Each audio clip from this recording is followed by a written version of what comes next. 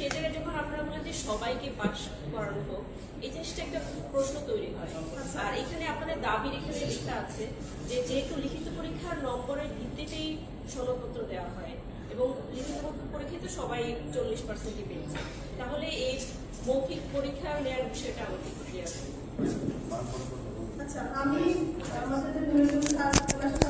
15 তারিখ আমরা 6-7 জনের একটা টিম ছিলাম, তখন স্যারকে আমি প্রশ্ন করেছিলাম, স্যার লিখিত পরীক্ষার ভিত্তিতে আমরা এই সনদ পেয়ে থাকি এবং এটা যেটা মার্ক থাকে সেটার অনুসারে আমরা মেধা তালিকায় অংশগ্রহণ করার সুযোগ পাই, তাহলে যেই ভাইবার মার্কটা রিটেন মার্কে যুক্ত না হওয়া অবৈধ হবে না, সনদে যুক্ত হওয়া অবৈধ হবে না, সে ভাইবাই ফেল করানো অবৈধ হবে না কেন? মানে আপনারা বুঝছেন আমি কি বলেছি?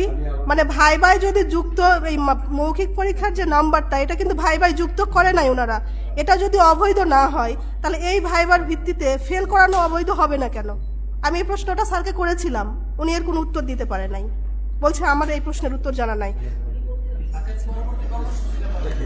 আচ্ছা, আমাদের শাহাদাত ভাই আপনাকে প্রশ্নের উত্তর এবং পরবর্তী কর্মসূচিটা বলে দিচ্ছি।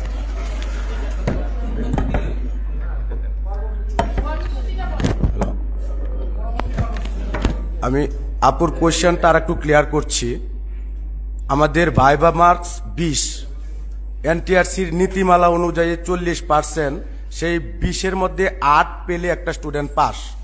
সেখানে একটা স্টুডেন্ট তার সার্টিফিকেট দিয়েই 12 নাম্বার পায়, আর বাকি 20-এর 8-এর মধ্যে 4 নাম্বার অ্যাটেন্ডেন্স এবং ডেস্ক কোড।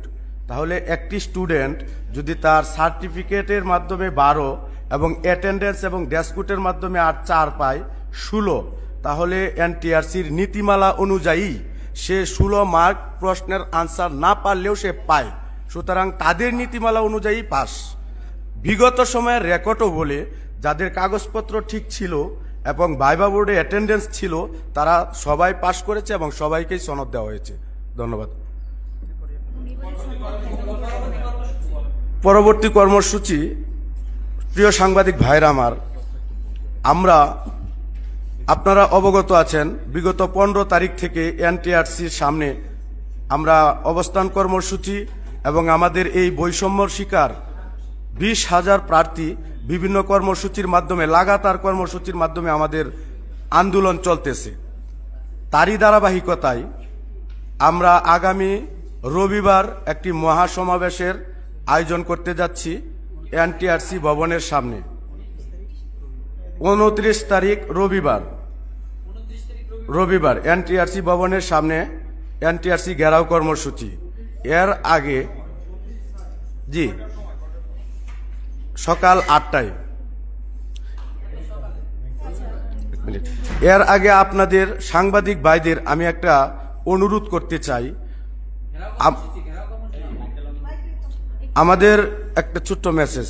আমাদের দেখেন 15 তারিখ থেকে লাগাতার কর্মসূচির ভিত্তিতে আমরা যমুনায় যাচ্ছি, এনটিআরসির সামনে যাচ্ছি, মন্ত্রণালয়ের সামনে যাচ্ছি, কিন্তু আমরা উপদেষ্টা মহোদয়দের সাথে সাক্ষাৎ করতে পারতেছি না।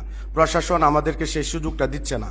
আমরা আপনাদের সাংবাদিক ভাইদের কাছে করজোড়ে অনুরোধ করি, আমরা এই 20,000 ভুক্তভোগীদের আপনারা আপনাদের জায়গা থেকে মিডিয়ার মাধ্যমে আমাদেরকে শিক্ষা উপদেষ্টা অথবা প্রধান উপদেষ্টা মহোদয়ের সাথে একটি প্রতিনিধি দলের সাক্ষাৎ করিয়ে দিবেন, এই আশাটুকু আপনাদের সাংবাদিক ভাইদের কাছে আমরা রাখলাম।